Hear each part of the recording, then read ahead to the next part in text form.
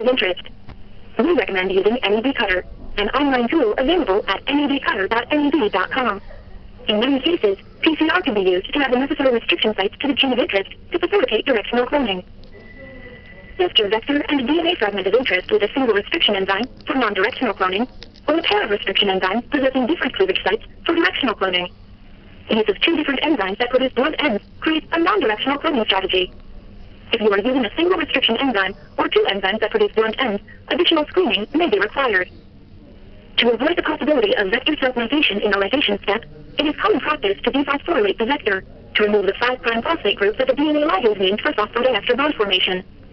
Depending on how you generate your vector and insert, other end treatments may be required. These include blunting, detailing, and phosphorylation. Select a ligase to covalently join the vector and insert. Transform your recombinant plasmid into competent E. coli. Spread onto agar plates that contain the appropriate antibiotic for selection. See the resulting colonies for the gene or fragment of interest. Although the basic workflow in traditional cloning has not changed much since the 1970s, the introduction of faster and much more robust enzyme and buffer combinations, as well as wider specificities in the last decade, has made this approach easier and faster than ever before. Visit clonewithneb.com for a full list of products available for this application. PCR cloning is a common approach for the cloning of any DNA fragment of interest. This approach does not require a lot of input DNA and allows for the cloning of fragments for which the whole sequence may not be known. By amplifying the DNA fragment of interest with a polymerase using primers that are complementary to the DNA sequence of interest. With each cycle, the resulting DNA is amplified exponentially. The resulting amplified DNA will have either a single A overhang if Taq DNA polymerase was used, or a blunt N if a high-fidelity polymerase, such as Q5 high-fidelity DNA polymerase, was used. Next, join the amplified DNA fragments to the appropriate vector. This can be done by the use of the DNA ligase, or by use of activated vectors that are covalently bound to an effector enzyme, which facilitates vector-to-insert joining. Depending on the vector chosen, the fragment of interest may be inserted non-directionally at the ligation junction, such as in TA cloning.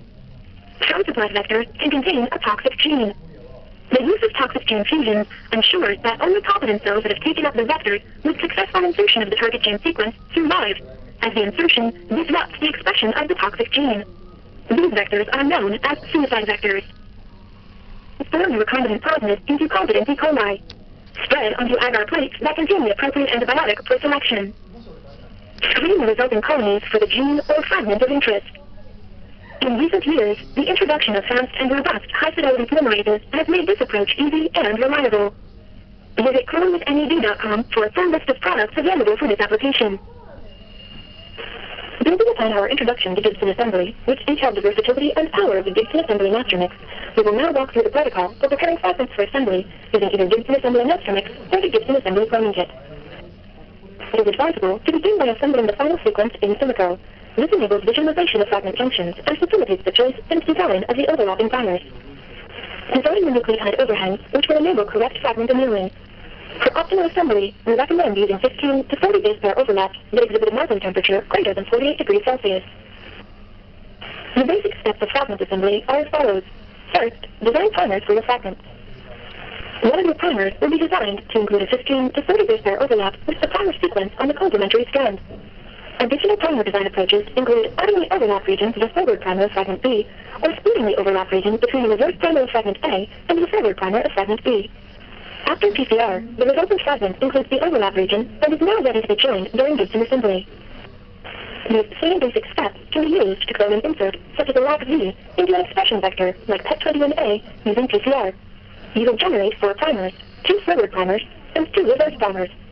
To design the overlap of sequences, terminal regions of linearized PET21A sequence are added to the 5' ends of the LAC-Z primers.